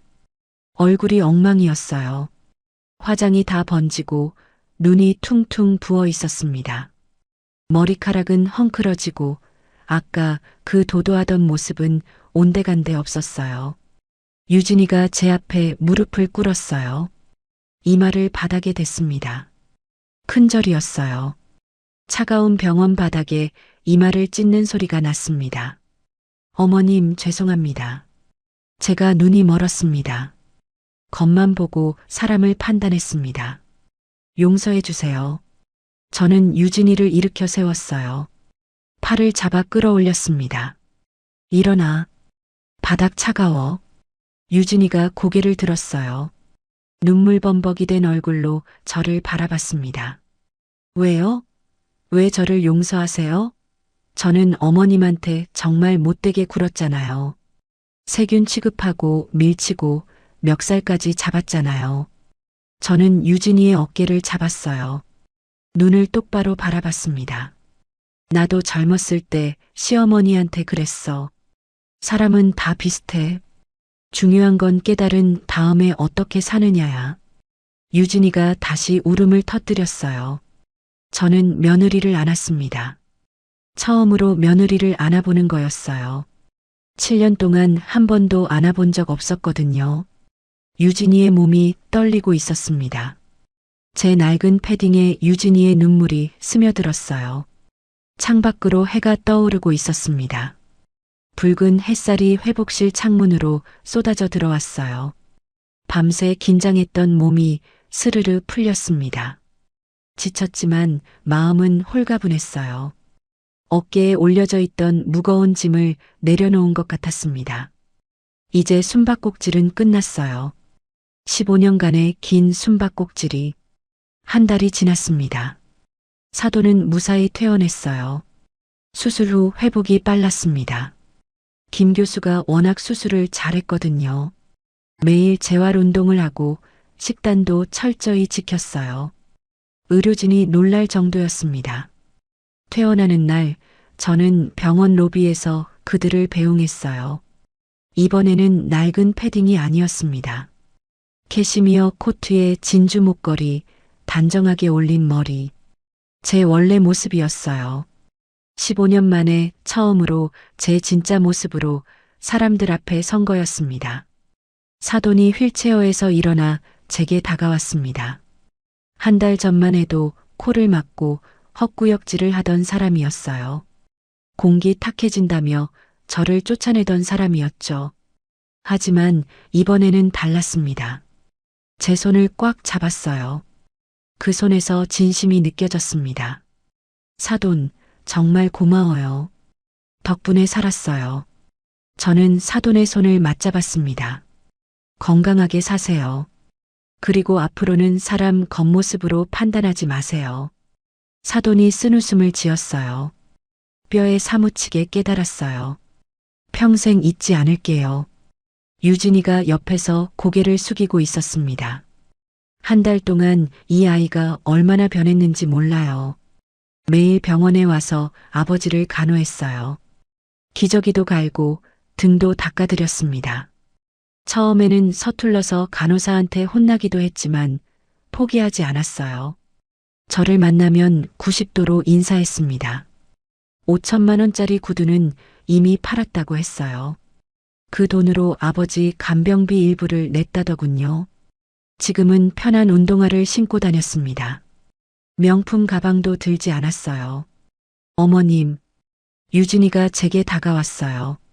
눈이 빨갛게 충혈되어 있었습니다. 저 드릴 말씀이 있어요. 저는 고개를 끄덕였어요. 말해봐. 저희 친정이 파산해서 저도 빚을 갚아야 해요. 아빠 회사 연대보증 선게 있어서요. 그래서 저 취직하려고요. 전에 다니던 회사에 다시 연락해 봤어요. 저는 놀랐습니다. 유진이가 취직을 한다고요? 결혼하고 7년 동안 손에 물 한 방울 안 묻히고 살던 아이가 내가 무슨 일을 할 수 있는데? 전에 광고 회사 다녔어요. 카피라이터였어요. 실력은 있었는데 결혼하면서 그만뒀거든요. 다시 시작해 보려고요. 유진이의 눈에 결의가 서려 있었어요. 한 달 전에 저를 밀치고 멱살 잡던 그 여자가 맞나 싶었습니다. 사람이 이렇게 변할 수도 있구나. 잘 생각했어. 힘들겠지만 해봐. 응원할게. 유진이의 눈에서 눈물이 흘러내렸어요. 고개를 깊이 숙였습니다. 사돈 가족이 차를 타고 떠났습니다. 저는 병원 로비에 서서 그 차가 사라질 때까지 지켜봤어요. 가슴이 뭉클했습니다.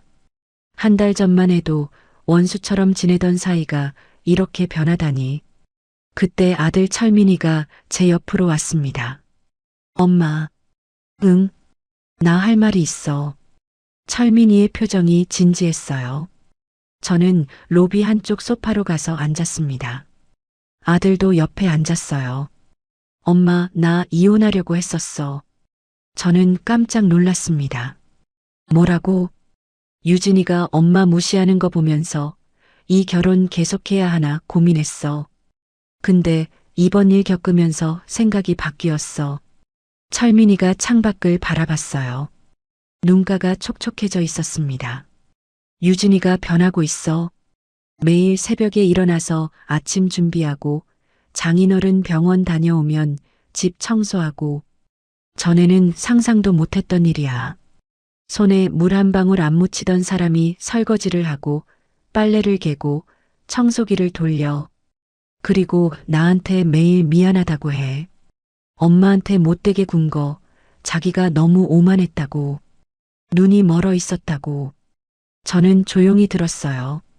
엄마, 나 유진이한테 다시 한번 기회를 주려고. 이번에 진짜 변했는지 지켜볼 거야. 엄마도 지켜봐줘. 저는 아들의 손을 잡았습니다. 그래, 알았어. 사람은 누구나 실수를 해. 중요한 건 깨닫고 나서 어떻게 사느냐야. 그 말 유진이한테도 했어. 철민이가 고개를 끄덕였어요. 그리고 갑자기 저를 안았습니다. 엄마 사랑해. 그리고 미안해. 내가 엄마 편을 더 많이 들었어야 했는데.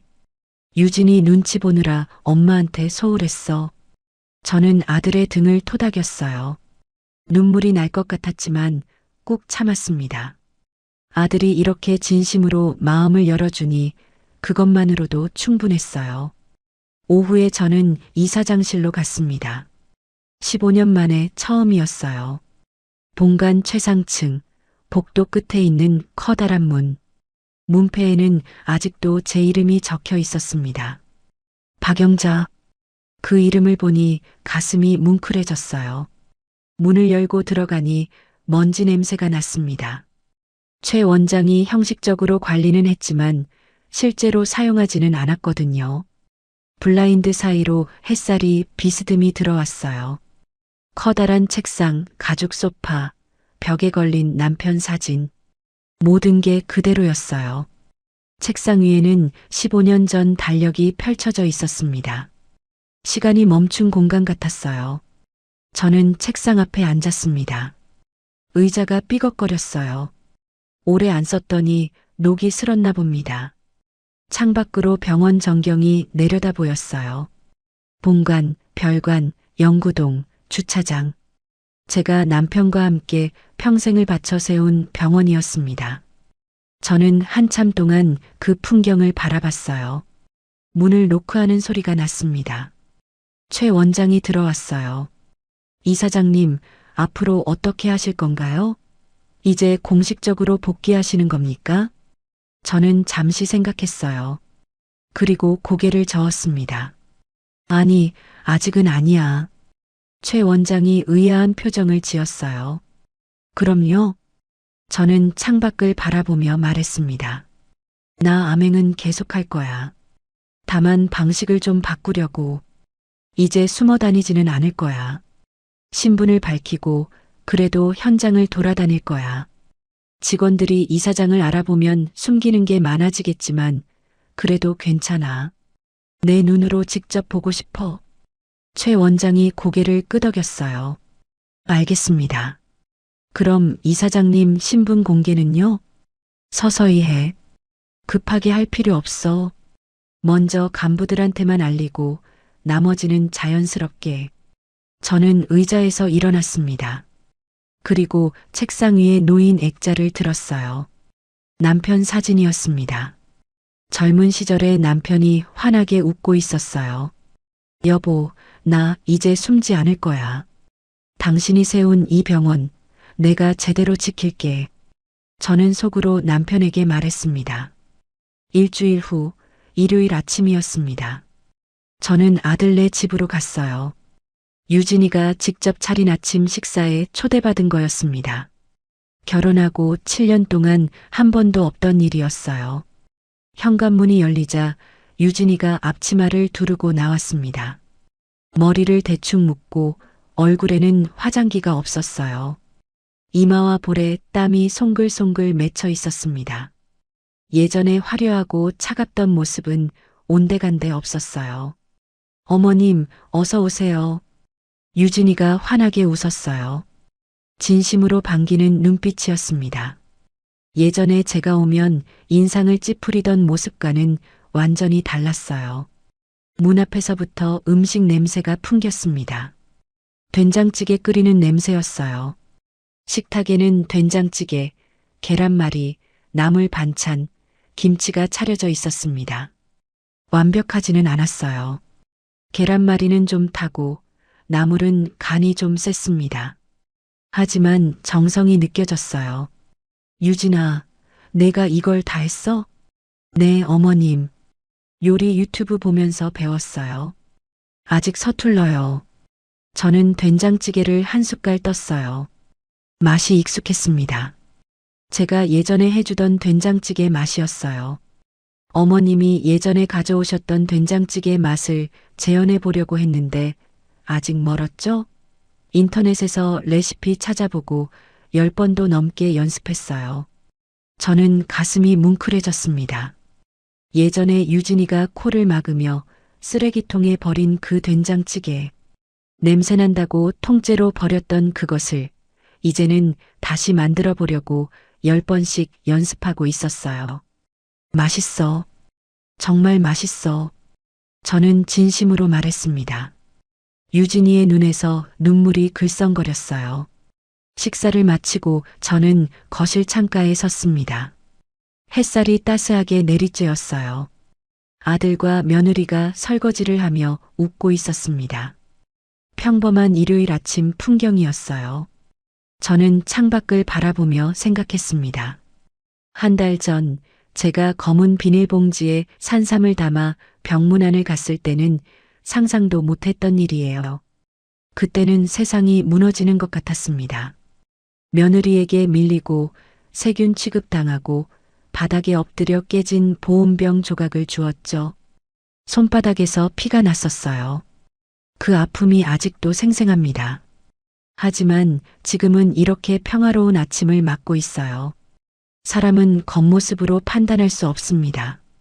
저도 그랬고, 유진이도 그랬고, 사돈도 그랬어요. 우리는 모두 겉모습에 속았습니다. 낡은 옷을 입었다고 무시하고, 명품을 걸쳤다고 우러러봤죠. 하지만 이제는 알았어요. 진짜 중요한 건 마음이라는 걸. 어떤 옷을 입든 어떤 집에 살든 결국 사람의 가치는 마음에서 나온다는 걸. 저는 주머니에서 낡은 폴더폰을 꺼냈습니다. 화면에 금이 가고 버튼이 다른 이 전화기. 한 달 전 이 전화기로 최 원장에게 전화를 걸었죠. 김 교수를 불러오라고, 15분 안에 안 오면 각오하라고. 그 한 통의 전화가 모든 걸 바꿔놨어요. 이제는 바꿔야 할 때가 됐습니다. 하지만 버리지는 않을 거예요. 이 전화기가 제 인생을 바꿔놨으니까요. 서랍 어딘가에 잘 보관해둘 겁니다. 창밖으로 햇살이 쏟아졌습니다. 새로운 하루가 시작되고 있었어요. 75살 늦은 나이지만 아직 할 일이 많습니다. 병원도 돌봐야 하고 가족도 챙겨야 해요. 이제 진짜 제 인생이 시작됩니다. 오늘의 사연 어떠셨나요? 사연이 마음에 닿았다면 더 좋은 사연으로 찾아뵐 수 있도록 구독과 좋아요를 눌러주세요. 그리고 사연의 주인공을 위한 따뜻한 말씀도 댓글로 부탁드립니다. 여러분의 오늘을 응원합니다. 인생 소풍이었습니다.